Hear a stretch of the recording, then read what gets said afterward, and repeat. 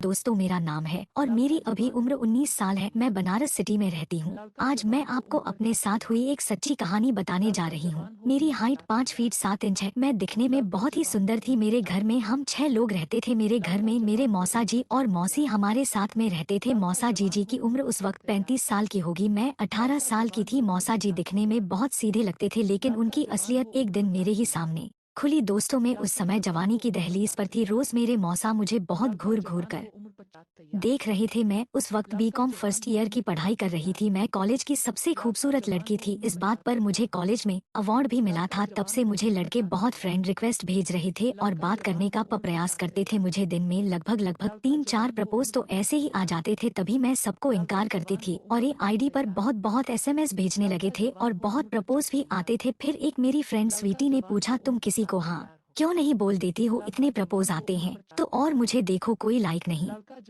करता है, एक प्रपोज नहीं आता है कभी। मुझे स्वीटी का बात सुनकर लगा कि स्वीटी सही बोल रही है। उधर घर में मेरे मौसा रोज मुझे गलत नजर से ही देखते हैं। तो एक दिन मैं सुबह सुबह जल्दी कॉलेज गई। कॉलेज को खुलने को और 1 घंटा टाइम था। मैं जल्दी पहुंच गई थी तो मैं कैंटीन में बैठकर ऐसे ही रील्स देख रही थी। वहां पर एक हैंडसम लड़का आया। उसने 2 प्लेट नाश्ता ऑर्डर किया। दिखने में काफी खूबसूरत था। उसकी पर्सनालिटी बहुत ज्यादा अच्छी थी। कोई भी लड़की उसको एक बार देखने के बाद उसके प्यार में पड़ने वाली थी। मैं थोड़ा सोच में पड़ गई। वह अकेला है पर उसने 2 प्लेट नाश्ता ऑर्डर किया है। मुझे लगा कोई आ रहा होगा, पर ऐसा बिल्कुल भी नहीं था। दोस्तों, कहानी इंटरेस्टिंग लग रही हो तो दोस्तों को शेयर जरूर करें। जैसे ही उसका ऑर्डर आया वह मुझे देखकर हंस दिया और मुझे नाश्ता करने बुलाया। मैंने भी सोचा यही सही टाइम है उसके साथ बात करने का, तो मैं उसके टेबल पर चली गई। उसने मेरा नाम पूछा, उसके बाद कौन से क्लास में है पूछा। मैंने सब बताया। फिर मैंने भी पूछा तुम्हारा नाम।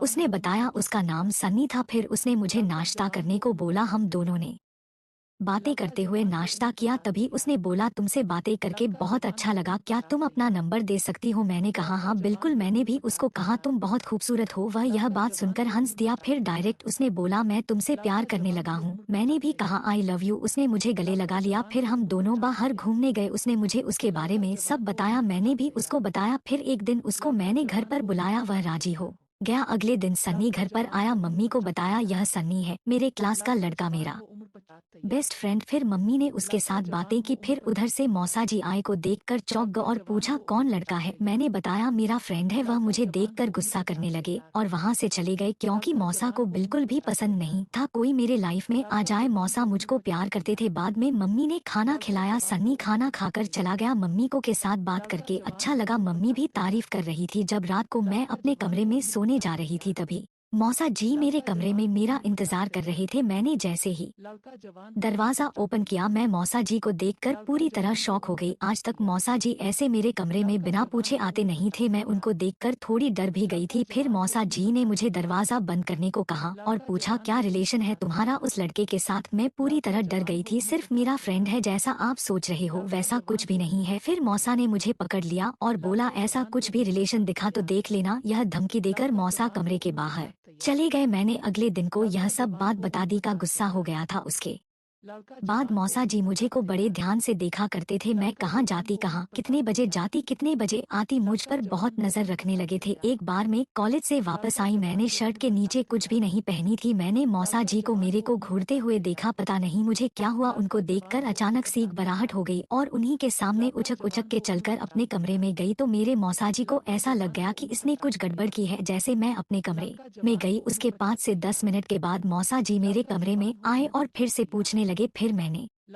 देखा कि मौसा जी आज बहुत गुस्से में थे। मैंने उनसे पूछा कि मौसा जी क्या हुआ। समझ गई कि थी मौसा जी मेरे दीवाने हो चुके थे, इसलिए मुझ पर थोड़ी थोड़ी बात पर शक कर रहे थे। फिर मेरा मौसा जी के सामने इस तरह का सिलसिला शुरू हो गया। मुझे जब भी मौका मिलता मौसा जी के सामने कुछ ना कुछ मैं नाटक करने लगी। उनको ऐसा लगे कि इसने कुछ गड़बड़ की है। मौसा जी के साथ ऐसे ही मेरा मजाक का सिलसिला चलता रहा, लेकिन बेचारे कुछ कर नहीं पाते। फिर एक दिन मैंने डिसाइड किया कि इसे दूसरे लेवल तक पहुंचाने की स्टेज आ गई है। एक दिन मौसा जी और मैं टीवी रूम में अकेले ही थे और मैं सोफे पर लेटी हुई थी और मैंने रजाई ओढ़ रखी थी। मौसा जी भी उसी सोफे पर मेरे पैरों के पास बैठकर टीवी देख रहे थे। फिर मैंने सोचा मौका सही है, मौसा जी का पूरा ज्ञान टीवी में था। तभी मैं बेड से निकल गई और उस या मेरे जगह रख दी। फिर मैंने मौसा जी को कहा कि मौसा जी क्या देख रहे हो। मौसा जी ने टीवी देख रहा हूँ, दिख नहीं रहा क्या। मैंने कहा क्या टीवी देख रहे हो, मैं साइड में हूँ, अभी तुम मुझ घूर नहीं रहे हो जैसे तुम मुझे रोज घूरते हो। यह बात सुनकर मौसा जी ने टीवी बंद किया और मेरे